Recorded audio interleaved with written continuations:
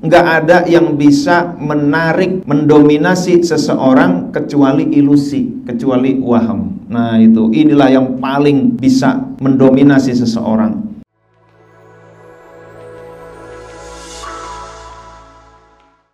Shahibul Wafat Tajul Arifin Al-Fatihah. Hikmah yang ke-59 sedikit, yaitu tentang ma qadaka syai'un mithlul wahmi.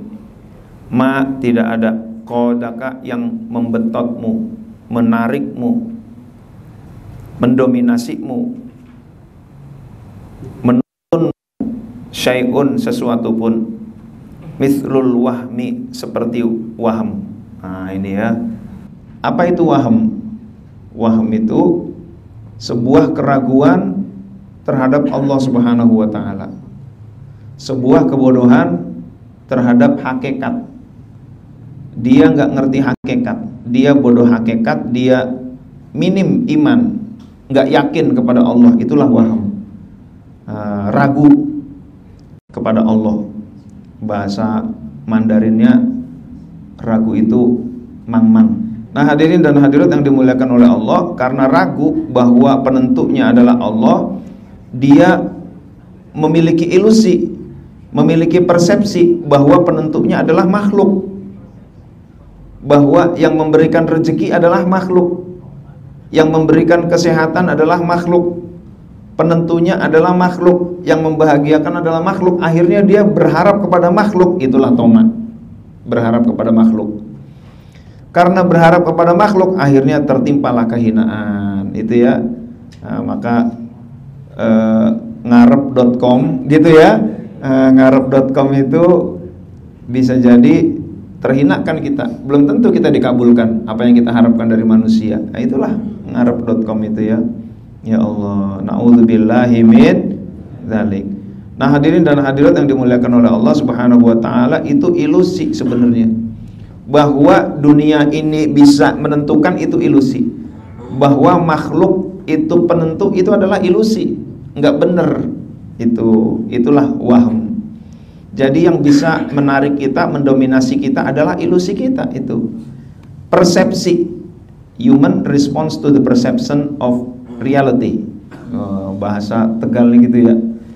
Manusia merespon bukan kepada realitas. Manusia merespon kepada persepsi dari realitas. Bagi yang kanan ini angka berapa tuh? 9. Bagi yang kiri angka 6. Sebenarnya ya itulah gitu ya. Ya itulah persepsi. Nah, jadi begitu teman-teman. Kita menyikapi persepsi. Kadang-kadang kita jadi marah gara-gara persepsi kita sebenarnya. Ada ya, di zaman Imam Hasan Basri, ada laki-laki berendeng sama perempuan. Laki-lakinya megang botol di samping sungai.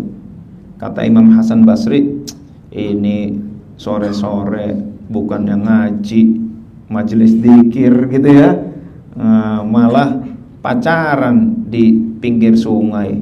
Kata Imam Hasan Basri, mendingan juga saya, kata dia gitu. Tak lama kemudian si laki-laki itu terjun ke sungai menyelamatkan 6 orang.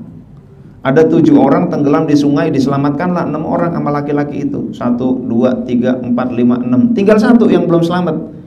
Lalu dia akhirnya berkata, berbalik arah kepada Imam Hasan Basri, berkata, Hasan Basri, kalau kamu merasa lebih baik dariku, aku udah menyelamatkan 6 orang, silakan kamu menyelamatkan 1 orang. Kamu menganggap kamu lebih baik dariku. Tahu nggak kamu bahwa wanita ini apa yang saya pegang? Yang saya pegang ini adalah air putih, dan wanita yang samping saya adalah ibu saya. Tapi kamu udah suudzon. Nah itu ya. Akhirnya Imam Hasan Basri taubat, nggak pernah suudzon lagi sejak saat itu. Ya Allah, itulah persepsi. Nah, jadi realitasnya ada apa? Laki-laki, perempuan membelakangi Imam Hasan Basri, rendengan, laki-laki megang botol. Persepsi Imam Hasan Basri apa? Dia lagi pacaran, minum minuman keras, kan gitu kan? Itulah persepsi. Manusia ini merespon bukan kepada realitas, tetapi kepada persepsi. Nah itu. Termasuk ada nggak yang takut sama kecoa ada nggak? Banyak ya. Yang takut sama cicak ada nggak? Banyak. Yang takut sama kucing? Banyak ya. Kenapa dia takut sama kucing? Takut sama istri. Semua katanya. Ya Allah. Kok kenapa orang takut sama kucing? Sebenarnya yang dia respon apa? Bagi dia, saya tanya, kenapa sih kamu takut sama kucing? Iya, kucing giginya taring, takutnya digigit. Itu sekeluarga pada nggak digigit, tidurnya sama kucing. Kenapa kamu takut? Iya takut, itu giginya caling, takut digigit, kata dia. Jadi sebenarnya yang takut kepada kucing itu dia manusia merespon bukan kepada realitasnya, tapi yang dia respon adalah persepsi dia. Itu. Jadi kucing, padahal kucingnya juga kucing Anggora gitu ya. Seandainya kita injak juga dia ikhlas gitu kan. Itulah kucing piaraan gitu ya. Mau diapa-apain, dipakein baju, dia cuek aja karena dia merasa kucing rumah gitu kan. Tapi tetap aja ada yang takut. Ada yang takut kecoa, yang lain gak takut, yang dia takut kecoa. Bagi dia apa? Jijik gitu kan. Macem-macem. Nah jadi ada yang takut sama sarang laba-laba, macem-macem tuh. Nah jadi manusia itu merespon pada persepsinya, bukan pada realitasnya. Manusia merespon pada ilusinya itu. Nah inilah waham. Secara hakikat penentu pemberi rizki adalah Allah. Secara hakikat penentunya adalah Allah. Secara hakikat yang memberikan kesehatan adalah Allah. Yang memberikan kehidupan dan kematian adalah Allah. Yang memberikan manfaat dan madarat adalah Allah. Tapi kita punya persepsi. Nah ini nih, inilah waham. Persepsi bahwa yang ngasih rezeki manusia, yang menyehatkan dokter, gitu kan, yang memberi manfaat makhluk. Ini persepsi yang salah nih. Gara-gara persepsi itu kita ditarik menuju kehinaan. Nah itulah teman-teman. Hadirin dan hadirat yang dimuliakan oleh Allah. Tapi ada orang yang enggak tertipu dengan persepsi yang salah. Waham itu artinya adalah persepsi yang salah itu. Nah, misperception, misunderstand, ilusi, salah paham, keraguan kepada Allah. Nah inilah waham. Enggak ada yang bisa menarik, mendominasi seseorang kecuali ilusi, kecuali waham. Nah itu, inilah yang paling bisa mendominasi seseorang. Tetapi ada orang yang dia tidak misperception. Kenapa? Dia ngaji. Dia ngaji, terus ngaji hikam, dia ngaji tasawuf, terus ngaji lagi, mulai ragu lagi, ngaji lagi bahwa Allah lah penentu, bahwa Allah lah penentu, begitu kan? Nah, kita kan ngaji nggak jauh dari itu tuh. Allah penentu, penentu segalanya, yang memberikan manfaat, madarat itu Allah. Nah itu. Ada orang-orang yang sangat kuat imannya. Khalid bin Walid diracunin. Ketika diracunin dia baca doa Bismillahirrahmanirrahim. La yadurru ma'asmihi syai'un fil ardi wala fis sama wa huwas samiul alim gitu ya. Diminum oleh Khalid bin Walid. Enggak meninggal, biasa aja. Nah, jadi itu keyakinan yang benar. Lawan waham adalah yakin kepada Allah. Nah, itu ya. Nah, hadirin dan hadirat yang dimuliakan oleh Allah Subhanahu wa taala. Maka ada orang yang hijrah, dia udah nggak peduli lagi, gitu kan? Dia maunya ibadah, terus maunya baca Quran, maunya sholat jamaah. Salah satunya adalah mertua saya. Beliau hari ini wafat subuh. Itu ya. Jadi mohon doa untuk Kiai Haji Muhammad Qasim bin Walim. Al-Fatihah. Ketika ngimami subuh, ini mertua saya ini udah puluhan tahun nggak pernah sholat kecuali berjamaah. Jadi kalau pulang ke rumah jam 20 habis isya, mama udah sholat? Udah. Waduh, aku berjamaah sama siapa ya? Diketok-ketok tetangga. Assalamualaikum. Waalaikumsalam. Udah sholat belum? Isya? Udah. Oh ya oke, makasih. Tok-tok, assalamualaikum. Udah sholat belum isya? Iya, tadi saya baru datang belum isya. Mohon maaf Pak Ustadz. Justru kebetulan nih, saya lagi nyari jamaah. tetangga tuh disisir tuh untuk sholat berjamaah. Jadi nggak pernah sholat kecuali berjamaah mertua saya ini. Terus ngimamin subuh, keadaan apapun gitu kan. Akhirnya tadi subuh ngimamin. Qul huwallahu ahad. Allahu samad. Allah.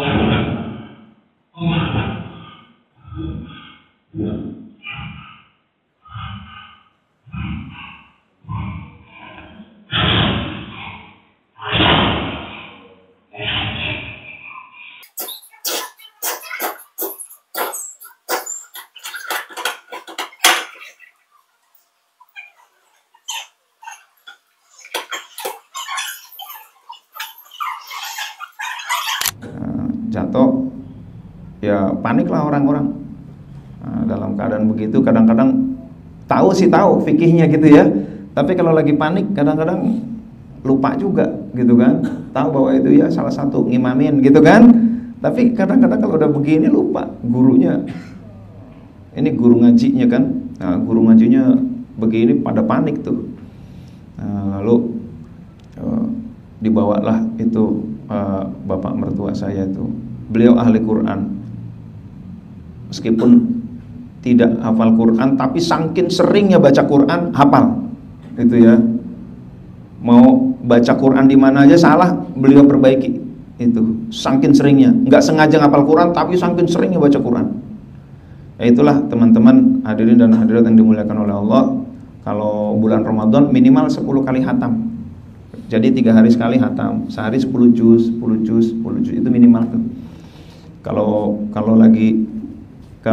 haji, di tengah-tengah kesibukan haji 14 kali hatam gitu ya. Ya Allah, yang namanya Quran itu mertua saya laki maupun perempuan tuh sama tuh.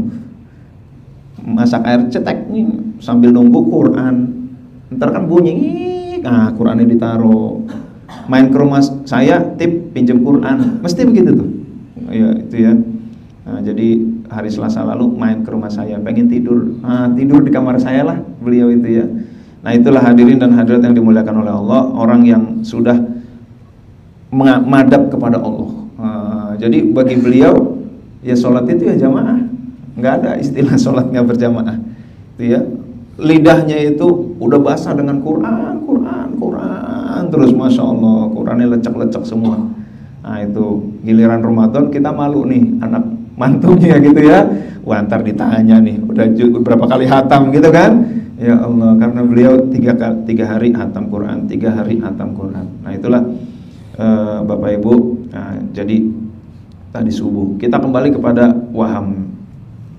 Jadi waham itu adalah misperception, misunderstand. Apa yang disalahpahami, persepsi apa yang salah, persepsi bahwa penentu rezeki adalah Allah. Nah ini, saya kalau nggak dikasih gaji nih ya, saya mau makan apa? Nah ini akidahnya udah mulai bergeser nih, udah mulai waham. Dia ragu bahwa yang memberikan rezeki adalah Allah. Nah itu, wah saya kalau dia investor saya menarik diri, bubarlah saya, gitu kan? Nah itu, nah jadi begitu. Wah saya kalau ini pindah dari lokasi ini, pindah ke dalam, habislah kuliner saya. Nah itu, seakan-akan penentunya adalah lokasi, penentunya adalah manusia. Saya kalau kemarin dokternya bukan yang itu aja, gitu kan? Habislah saya, untung itu dokter si profesor paling ahli, gitu kan? Seakan-akan yang menentukan kesehatan dia. Nah itu, masuk rumah sakit itu bagus, udah 100 orang sakit itu ke rumah sakit itu sembuh. Wah berarti rumah sakit itulah penentu kesembuhannya. Nah ini, jadi kebahagiaan, rezeki, gitu kan, yang menentukan itu bukan manusia. Wah kalau istriku nggak bisa membahagiakanku, waduh aku gimana lagi ya, masa mau cari yang lain gitu kan. Ya cari kebahagiaan dari Allah. Nah itu, totonya ada aja kebahagiaan dari Allah. Nah gitulah teman-teman, waham itu antara lain kita ragu bahwa penentunya adalah Allah Subhanahu wa taala. Ragu bahwa keselamatan itu penentunya adalah Allah, bahkan harga diri kita dan lain-lain itu dia ragu bahwa Allah lah penentunya. Apa yang membuat kita kok ada bergeser persepsi? Dari kecil, kullu mauludin yuladu alal fitrah. Tiap anak lahir dalam keadaan fitrah. Fitrah itu kesucian. Fitrah itu bawaannya ingin kembali kepada Allah. Itulah fitrah. Bawaannya ingin dekat dengan Allah. Itulah fitrah. Jadi waktu kecil, bayi, kita ini full. Bayi itu pokoknya dia nggak mau tahu, semua kebutuhannya terpenuhi. Ketika celananya basah, wah ibunya datang, oh celananya basah, diganti gitu kan. Bangun tidur, lalu oh ini lapar, mimi gitu kan. Oh kedinginan, kasih selimut gitu. Jadi bagi bayi itu bahasanya cuma gitu doang ya. Terpenuhilah semua. Lama-lama dia udah mulai gede, mulai ngelihat, oh yang nyuapin tuh makhluk, orang tuanya. Mulai bergeser nih. Tadinya dia nggak mau tahu, pokoknya dia dipenuhi kebutuhannya. Itu. Lalu lama-lama dia lihat dibentuk oleh lingkungan. Oh yang nitah itu bapaknya. Oh yang ngasih makan ibunya. Oh yang melindungi bapaknya. Ada kalajengking dihalau oleh bapaknya. Berarti penentu keselamatan bapaknya. Berarti ibunya. Nah mulailah persepsi mulai bergeser. Penentu tadinya Allah, akhirnya bergeser. Tadinya fitrah. Nah itu tadinya fitrah itu suci. Fitrah itu iman. Itu lama-lama bergeser, lama-lama menganggap bahwa ikhtiar itulah penentu. Tadinya dibentuk oleh lingkungan, lama-lama semakin yakin bahwa ikhtiar itulah penentu. Ketika dia udah makin remaja, dia mulai berusaha gitu kan, mulai berusaha begini sukses, giliran gak begini gagal, begitu kan. Yang teman-temannya caranya begini, cara begini, ini cara yang sama dilakukan oleh banyak orang, ternyata sukses. Oh berarti penentu sukses adalah ikhtiar. Akhirnya ditambahlah peribahasa yang kelihatannya bijak padahal sesat. Apa itu? Hasil tidak mengkhianati usaha. Nah gitu ya. Pasti berarti itu hasil tidak pernah mengkhianati usaha. Kelihatannya keren nggak? Kelihatannya keren padahal sesat. Tuh.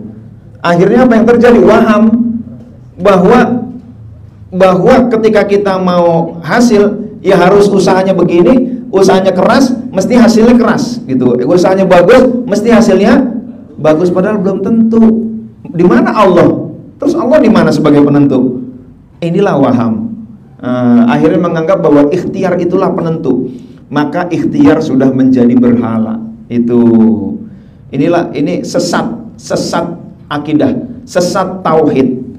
Maka Syekh Al-Junaid Al-Baghdadi berkata bahwa tauhid itu adalah menganggap bahwa Allah lah penentu dan bahwa selain Allah sedikit pun tidak bisa memberi manfaat maupun madharat. Itu baru tauhid. Bukan Allah satu, Allah satu, Allah satu. Dari dulu juga Allah satu gitu ya. Bukan begitu tauhid. Tauhid itu menganggap bahwa selain Allah tidak memberikan manfaat dan madharat kecuali Allah izinkan. Itulah tauhid. Nah, itu. Nah, jadi lama-lama ketika semakin pergaulan, udah ada ikhtiar kesehatan, ikhtiar dalam bisnis, ikhtiar dalam belajar. Kalau caranya begini mesti sukses, caranya begini mesti pinter, caranya begini mesti sehat. Nah, mulailah keyakinannya makin bergeser lagi. Ditambah training motivasi, ternyata kata-kata motivasinya berasal dari barat yang tidak percaya Tuhan. Itu psikologinya psikologi barat yang gak ada Tuhan di situ. Maka psikolognya memberikan doktrin-doktrin yang gak ada nilai-nilai ketuhanan. Nah itu makanya belajar psikologi kok malah jadi stres. Para psikolog kenapa pada stres? Para trainer kenapa pada rusak gitu kan? Ya itu karena ada kesombongan. Seakan-akan Allah nggak ada dalam psikologi itu. Semua adalah hubungan sebab akibat, sebab akibat. Nah itulah sebab izin Allah baru akibat. Nah itu sebab ada musabib itu yang sang penentu. Nah inilah yang nggak ada. Nah ini maka tugas kita adalah berikhtiar sebaik-baiknya, tapi jangan mengandalkan ikhtiar. Nah itu ya, itu yang kemarin sudah kita bahas. Jangan mengandalkan makhluk, jangan berharap kepada makhluk, jangan bersandar kepada makhluk, jangan bergantung kepada makhluk, karena Allahus Somad, Allah lah tempat bergantung. Itu maka kita geser. Ini namanya al-jahlu, kebodohan spiritual. Kelihatannya pinter, profesor, doktor, peneliti, tetapi ternyata ada kebodohan spiritual di situ. Kenapa? Karena penentunya ternyata menganggap penentunya adalah makhluk. Nah itu ada kebodohan gitu ya. Nggak apa-apa kalau salah-salah dikit nyebut ya, namanya udah sore gitu ya. Ya nggak apa-apa. Nah, tapi maksudnya benar tuh maksudnya gitu kan. Nah, hadirin dan hadirat yang dimuliakan oleh Allah Subhanahu wa taala, akhirnya semakin dewasa, semakin yakinlah bahwa penentunya adalah makhluk. Nah, itu oleh Al-Hikam digeser oleh hikmah ini. Oleh Syekh Ibnu Athaillah digeser, kamu jangan terlalu materialistis. Itulah materialistis. Segala sesuatunya diukur dengan materi. Kalau nggak materi berarti dianggap nggak ada, gitu kan? Tadi pagi istri saya ditelepon sama adiknya, kak sini kak, papa udah nggak ada, gitu kan? Yang nggak ada apanya? Jasadnya masih ada nggak? Yang nggak ada apanya? Ruhnya. Nah jadi udah nggak ada, itu betul tuh. Nggak ada maksudnya ruhnya udah nggak ada, jasadnya masih ada itu. Nah teman-teman hadirin dan hadirat yang dimuliakan oleh Allah Subhanahu wa taala, nggak kerasa inilah hasil didikan. Nah itu ya, maka teman-teman kemarin dari dari tarekat Murabitun, beliau menjelaskan tuh, ini akidah kita ini udah dirusak sama akidah sekuler, akidah tanpa Tuhan, kepercayaan atau belief atau prinsip-prinsip tanpa Tuhan. Kita ini udah dirusak semuanya, gitu kan? Ya Allah, nggak kerasa. Ya begitulah waham. Maka kita geser kembali kepada hakikat bahwa penentunya semua adalah Allah. Maka alangkah ironisnya ketika orang mencari kebahagiaan sambil menjauh dari sang penentu. Ini ironis. Dia mencari kebahagiaan tapi menjauh dari penentu kebahagiaan. Mencari rezeki tapi menjauh dari penentu rezeki. Mencari kesehatan tapi menjauh dari penentu kesehatan. Ini ironis itu. Nah itu maka orang yang akidahnya benar, ketika dia memerlukan kesehatan, dia dekatkan diri kepada Allah. Ketika memerlukan rezeki, dia dekatkan diri kepada Allah. Ketika memerlukan kebahagiaan, dia dekatkan diri kepada Allah. Perlu solusi, dekatkan diri kepada Allah. Nah itu. Nah hadirin dan hadirat yang dimuliakan oleh Allah Subhanahu wa taala. Nah, jadi itulah waham. Lalu waham itu ada dua kalangan umum. Waham ini adalah menghalangi as-sair, gitu kan? Jangan mau jadi sair, gitu kan? Sair itu orang yang menempuh perjalanan, dia meninggalkan kenyamanan, dia tempuh perjalanan spiritual. Itu sair tuh namanya tuh. Masya Allah, gitu kan? Luar biasa, ngangguk-ngangguk dia, gitu kan? Iya.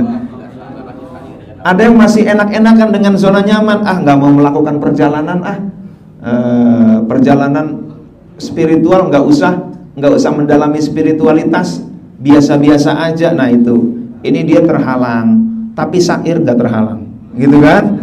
Dia terus melakukan perjalanan unstoppable. Itu. Jadi orang awam itu terhalangi perjalanannya. Sibuk dunia, lupa untuk meningkatkan ibadah. Sibuk dunia, tapi lupa mendekatkan diri kepada Allah. Dari dulu ibadahnya levelnya itu terus SD mulu. 10 tahun yang akan datang masih SD, 10 tahun yang akan datang masih SD juga. Itu orang yang tertipu oleh waham. Nah itu ya. mencintai karena dunia, membenci karena dunia, itu ya. Kalau mencintai karena Allah bagus, membenci karena Allah bagus. Tapi ini karena dunia itu. Tapi kalangan khawas udah lain lagi. Khawas itu wahamnya udah lain lagi. Wahamnya itu menghalangi, dia merasa dihalangi, merasa terhalang, dia menjadi terhalang dari Allah gara-gara apa? Gara-gara karomah. Dia udah mulai zikir, zikirnya tekun, puasanya rajin, ibadahnya luar biasa. Setelah itu ada keajaiban muncul. Setelah keajaiban dia pun merasa puas. Wah, saya udah nyampe, gitu kan? Inilah waham yang menipu dia. Jadi di kalangan khawas, kalau ada cahaya, gila cahaya, gitu kan? Idola cahaya semesta. Wah, ada cahaya nih. Habis itu dia berhenti. Kalau gitu saya udah ma'rifat, saya udah sampai, saya termasuk kalangan arifin, gitu ya. Ya Allah, itu ya. Udah deh, saya nggak usah meningkat lagi, nggak usah berguru lagi. Nah, ini terhijab dia oleh waham, oleh ilusi. Baru ada keajaiban dikit, baru ada gaib-gaib dikit, udah ada GR, namanya GR spiritual. Nah, inilah lama-lama merasa jadi nabi, gitu kan? Jadi malaikat Jibril, ya Allah itu. Nah, hadirin dan hadirat yang dimuliakan oleh Allah, biasanya yang begini-begini ini yang nggak punya guru mursyid. Kalau udah punya guru mursyid, kalau kata guru mursyid, oh kamu belum seberapa, kamu masih makomnya makom abror. Abror itu apa? Seneng ibadah, itu makomnya abror.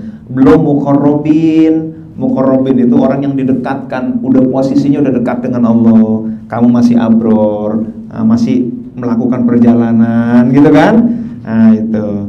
Nah jadi anggapannya udah usul, tidak menempuh perjalanan lebih jauh lagi.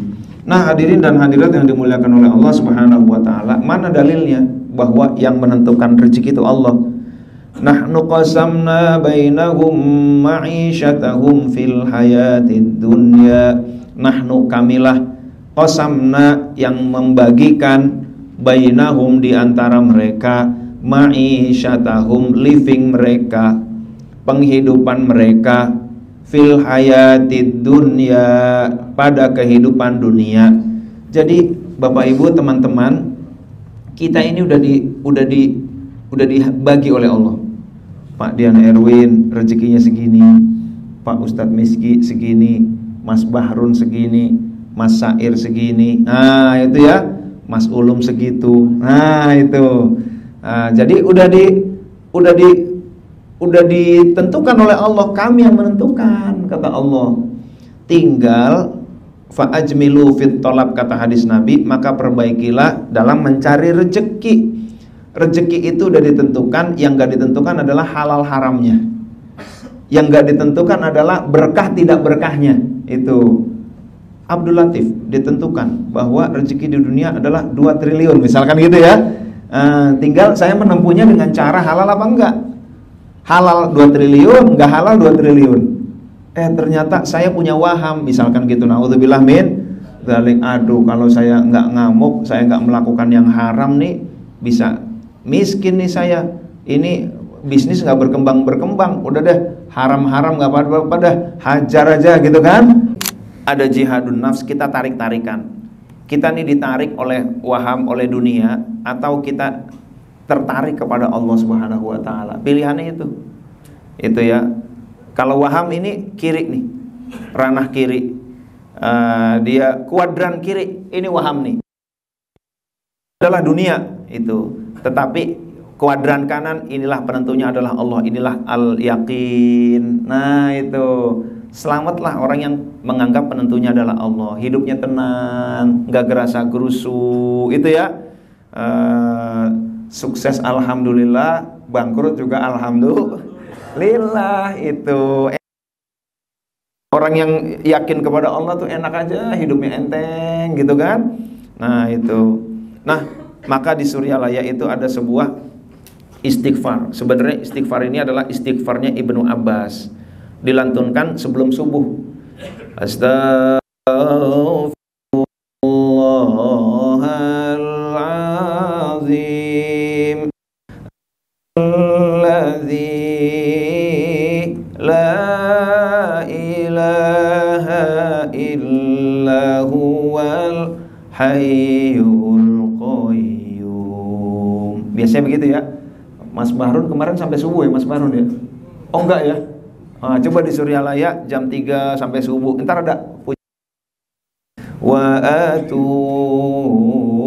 ilaihi taubata abdin zalimin la yamliku li nafsihi. Teman-teman suatu saat kalau mau ke Suryalaya bilang-bilang saya, barangkali perlu akomodasi, perlu apa, saya bisa kabari teman-teman yang di sana lah gitu ya. Dharra wala naf'a wala mautan wala hayatan wala